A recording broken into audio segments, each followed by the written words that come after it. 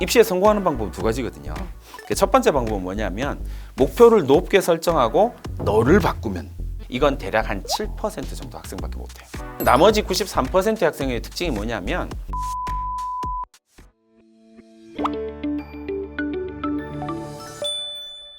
안녕하세요. 교육고민 대신 물어봐주는 교육대기자TV, 저는 대기자 방종임입니다. 오늘은 25년간 수많은 학생과 학부모님을 만나 EBS 대표 입시 강사님과 함께 새학기 성적을 높여주는 핵심 비법, 핵심 원리 알아보도록 하겠습니다. 안녕하세요, 선생님. 안녕하세요. EBS 입시 큐레이터 윤윤구입니다. 여러분들에게 학습에 대한 비밀 완벽하게 알려드리겠습니다. 지금 이제서야 모셨네요. 네, 제가 실수한 그러니까요. 거겠죠, 선생님. 완전 실수하신 거죠. EBS의 대표 입시 강사님이자 정말 많은 학생과 학부모님을 전국을 다니시면서 만나고 계시죠, 네. 지금.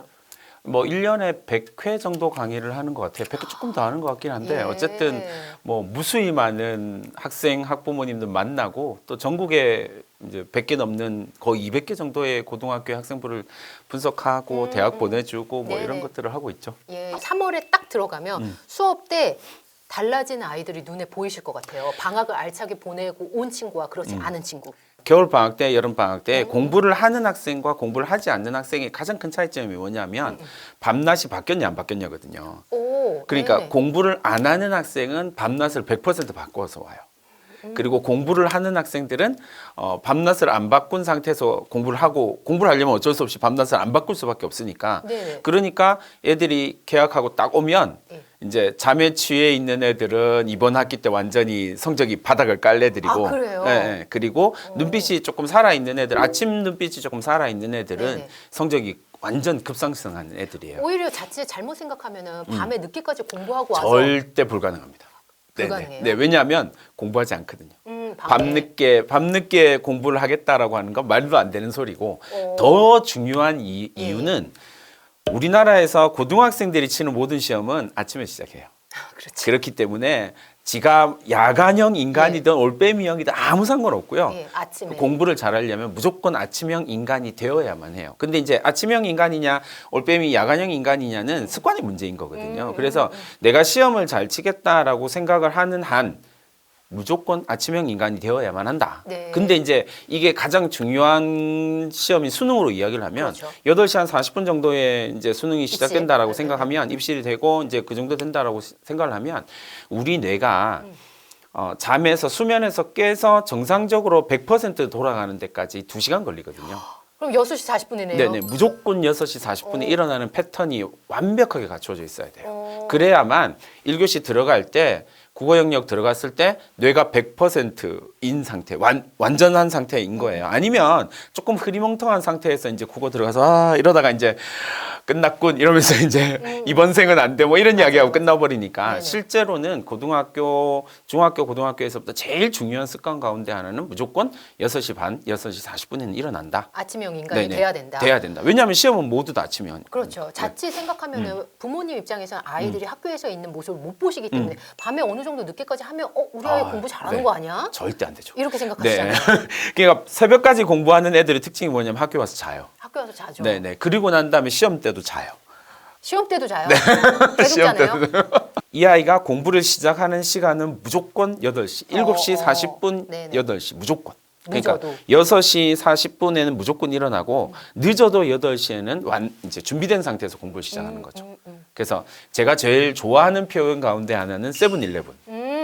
그래서 세븐일레븐. 7시에 시작해서 네네. 11시까지 공부. 근데 이제 현실적으로 이 아이들이 일어나는 시간이 조금 늦기 때문에 네. 현실적으로는 8, 12. 어. 그래서 그 시간 동안 완전 집중하도록 만드는 그러니까 거죠. 선생님 말씀의 포인트는 핵심은 일단 학교에 와서 공부할 수 있는 세팅 능력을 갖추고 딱 앉아야 되는 거예요. 맞아요. 학교에서는 네네. 공부에 집중할 수 있도록. 네네. 그러니까 네네. 방학 때 이제 어느 공간에서 공부를 하든 6시 40분에 일어나서 8시에 그때서는. 공부 시작. 네네. 그러면 이제 정상적으로 8시 한 40분 정도쯤에 머리가 어. 이제 정상적으로 돌아가고 공부가 시작이 된다라고 생각을 하면 네네. 이제 12시 정도까지 공부를 풀로 땡겨서 하고 그다음에 이제 편하게 자고 그때 잠을 잘 자는 것도 되게 중요하거든요. 방학을 잘 보내고 온 학생은 일단 눈빛이 살아난다. 눈빛이 살아난다. 두 번째로 말씀드릴 수 있는 건 애들이 표정이 자신감이 좀 묻어나기 시작을 해요. 오, 그래서 네네. 뭐 시험을 안 봤어도. 네, 그러니까 일단 포커스가 뭐냐면 제가 이제 그 만전을 기하게 만드는 방법 중에 첫 번째 방법이 뭐냐면 방학이 딱 끝나고 난 뒤에 내가 너한테 물었을 때 네가 대답을 해야 될 문장이 딱 하나 있는데 그게 뭐냐면 선생님 저는 방학 동안 공부한 저의 공부량을 믿습니다. 라는 단어예요. 네네. 그 문장을 네가 말할 수 있다면 난 너 서울대 보내준다. 이렇게 이야기를 하죠. 그러면 이제 그 아이들이 막 2달 동안 한 달, 여름방학 한 달, 겨울방학 2달 동안 막 공부를 하고 난 다음에 딱 끝날 때 물어봐요. 선생님, 전 저 공부량을 믿습니다. 이러면 자신감이 이제 빡 네. 그러면 성적이 쫙 올라가거든요. 예. 세 번째로 이제 세 연결시켜서 번째. 예. 말씀을 드릴 수 그치? 있는 부분은 뭐냐면 이 아이들의 이제 이렇게 눈빛이 달라지고 자신감을 가지고 뭐 이렇게 된 학생들의 특징이 뭐냐면 시험을 기다려요. 아 그래요? 중간고사를 너무 간절히 기다려요. 난 준비를 했으니까. 두려움 따위는 없어요. 시험 망치면 어떡하지? 그런 두려움 따위 있는 게 아니라 예. 시험을 너무 기다려요. 선생님 시험 언제 봐요? 아니 그렇게 얘기하는 친구도 있어요. 아, 네. 시험 언제 봐요? 빨리 보고 싶은데. 왜냐하면 자기를 증명할 수 있는 기회거든요. 그렇죠. 네. 시험이. 시험은 자기를 증명할 수 있는 기회고 내가 준비된 상태고 내가 나의 공부량을 만들어낸 것들에 대해서 스스로를 증명할 수 있는 기회라고 생각을 하니까 그렇게 시험을 기다리는 학생 가운데서 시험을 망하는 학생은 없거든요. 그래서 그렇게 성공이 이루어지게 된다라고 말씀을 드릴 수 있을 것 같아요. 이것의 밑바탕에는 방학 동안의 공부량이었을 것 같아요. 맞아요. 성적 역전을 하는 학생들, 네. 방학을 잘 보내온 학생들은 하루에 어느 정도나 공부를 하나요? 방학 때? 이제 이게 그 수시를 준비하느냐 정시를 준비하느냐에 따라 조금 다르긴 한데 네네네. 이제 제가 정시를 준비하는 학생들을 기준으로 해서 말씀드리면 대략 하루에 15시간을 이야기를 해요. 와, 네. 이게 이제 제가 정시를 준비하는 예, 그러니까 수능을 준비하는 학생들에게 꼭 이야기를 하는 건 어느 정도 대학을 갈 거냐를 먼저 정하게 중요하죠. 하거든요. 네네. 그러니까 제가 이제 학생들한테 본질적으로 묻는 질문은 이거예요. 너 몇 퍼센트 학생이야? 라고 묻거든요. 그러면 이제 쭈글쭈글해가지고 저 10% 그러면 제가 뭐라고 그러냐면 애들한테 난 10% 학생은 취급하지 않으니까 넌 꺼져. 정말요? 네, 너무 충격적이 아니에요? 저는 학생들한테 제일 많이 하는 말 중에 하나예요. 정말요? 그렇게 할 거면 꺼져. 그러면 이제 바지가랑이 붙들고 선생님 살려주세요. 네, 그럼 그렇겠죠. 다시 질문하죠. 몇 퍼센트 학생이야? 전 3%죠. 목표를 높게 설정을 해줘요. 일부러. 입시에 성공하는 방법은 두 가지거든요. 첫 번째 방법은 뭐냐면 목표를 높게 설정하고 너를 바꾸면 학생을 바꾸면 돼요. 네네. 그러니까 그렇죠. 네가 설정할 수 있는 최대한의 목표를 설정하고 너를 바꾸면 돼. 음. 이게 입시에서 성공하는 첫 번째 번째. 방법이고요. 이건 대략 한 7% 정도 학생밖에 못 해요. 10%도 안 되네요. 안 돼요. 그만큼 그게 왜냐면 어렵다. 어려워요. 엄청 어렵거든요. 네네. 근데 나머지 93%의 학생의 특징이 뭐냐면 자기를 바꾸지 않아요. 네. 그리고 목표를 끄집어내리죠. 그러니까 1학년 때 전 꿈이 의사, 2학년 때 전 생명과학, 3학년 때 뭐 돼요? 대학만 보내주세요. 본질은 내가 바뀌어야 된다는 거거든요. 네네. 근데 이 학생들은 상황이 바뀌길 바래요. 아, 그러니까 제가 입시 지도하면서 제가 저희 학교에서 학생들한테 본질에 대해서 이야기를 해요. 예. 껍데기 그런 건 다 버리고 나무가 본 모습을 보이는 건 언제냐면 겨울이야. 다 떨어지고 난 다음에 네네. 앙상한 가지가 있을 때 본질이야. 그 본질로 우리는 대학을 가는 거지. 네가 허장성세 해놓고 껍데기 만들어 놓고 그런 건 다. 대학 교수들 눈에는 너무 선명하게 보이거든요. 그게. 그래서 목표는 무조건 높게 설정해라. 예. 그래서 너는 3% 학생, 2% 학생이 되는 거야. 예. 재학생들을 기준으로 하면 2% 학생이 스카이를 가거든요. 그러니까 네, 한 2% 정도의 학생이 스카이를 가고 뭐 정시까지 다 합치면 한 3.9%가 스카이 마지노선이란 말이에요. 이제 정원으로 보면 네네. 그러면 한 3.9% 학생이 스카이를 가는데 그 중에서 정시 빼고 이거 뭐 빼고 난 다음에 실제로 재학생들이 가는 비율은 한 2% 내외 남짓이란 네. 말이에요. 현실적으로. 예. 그러니까 네가 스카이를 가겠다라고 나한테 얘기할 거면 넌 2% 학생이 되어야만 한다.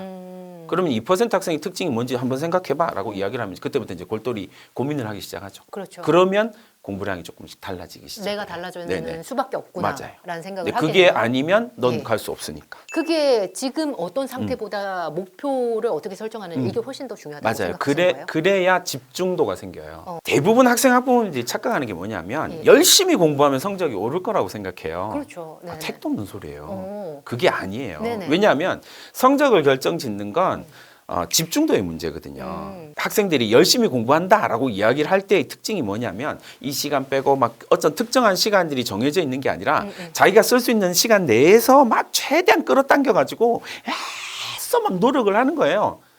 그러니까 실패를 하는 거예요. 그렇게 열심히 공부하면 이게 어떤 성과도 만들어낼 수 없거든요. 그럼 집중도를 높이면서 열심히 하는 건 뭘까요? 제일 중요한 게 뭐냐면 공부는 무조건 패턴 싸움이거든요. 네네. 그래서 이 공부 패턴을 만들어 놓는 게 되게 중요해요. 어. 집중한다라고 이야기를 할 때의 포커스는 공부 패턴이 공부하는 데 최적화되어져 있다라는 거예요. 겨울 방학 때, 여름 방학 때, 방학 때 완전히 역전을 하는 학생의 특징이 뭐냐면 1번 집중도가 높다라는 거예요.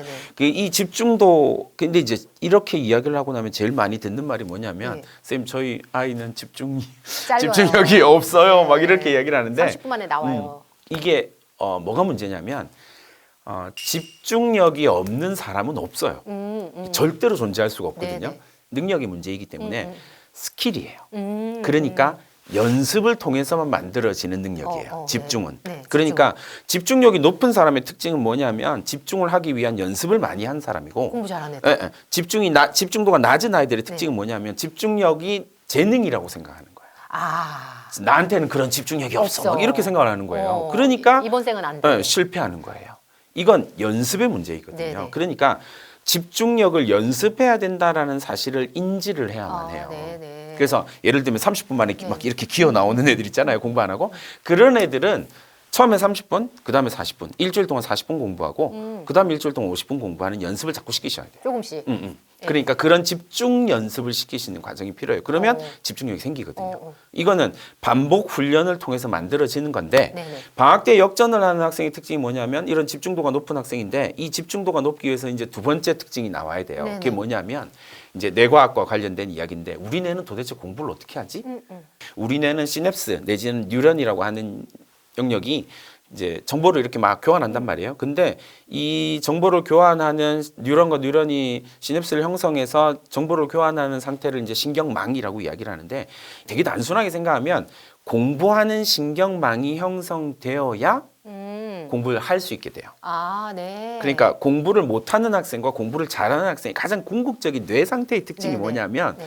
공부를 잘하는 아이들은 공부하는 신경망이 발달해 있고요. 네네. 공부를 못하는 아이들은 공부 신경망이 엄청 약해요. 그럼 반대로 이야기를 하면 게임을 잘하는 아이들은 게임하는 신경망이 엄청 발달해 있는 그렇겠네요. 거고요. 네. 그렇죠. 그렇게 된다라는 거예요. 예. 근데 이제 문제는 우리 뇌가 신경망을 형성하는 방법이 근육 형성하는 거랑 똑같아요. 이것도 연습이에요. 맞아요. 우리가 근육을 형성하려고 막 이렇게 운동을 하면 근육이 찢어져야 되거든요. 네. 알배기잖아요. 네. 그러니까 근육을 형성할 때 핵심이 뭐냐면 알배기는 거예요. 그러니까 우리 뇌가 신경망을 형성할 때도 머리에 알이 배기게 돼 있어요.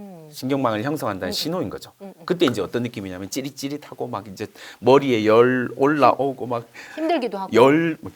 공부하다가 나 너무 열심히 공부한다 머리가 뭐 열나 막 이런 이야기를 하는 게 뇌가 예.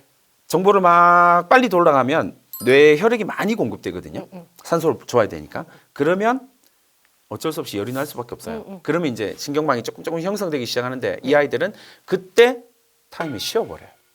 거기까지 도달해놓고 쉬어요. 네네. 그 도달했는데 이제 뭐 예. 열이 스팀 나고 막 너무 힘들고 이게 왜냐하면 우리 근육 생각하면 똑같은 맞아. 거예요. 근육통 생기니까. 네네. PT 매니저 와가지고 맞아요. 고객님 네. 너무 잘한다 하나만 더 하자 막 이렇게 얘기를 하면 정말 죽을 것 같잖아요. 죽을 것 같죠. 네. 그 상태가 딱 머리 찌릿찌릿해서 애가 방에서 기어 나오는 순간이에요. 그러면 공부를 잘하는 친구들은 이거를 견뎌서 더 하는 거고. 맞아요.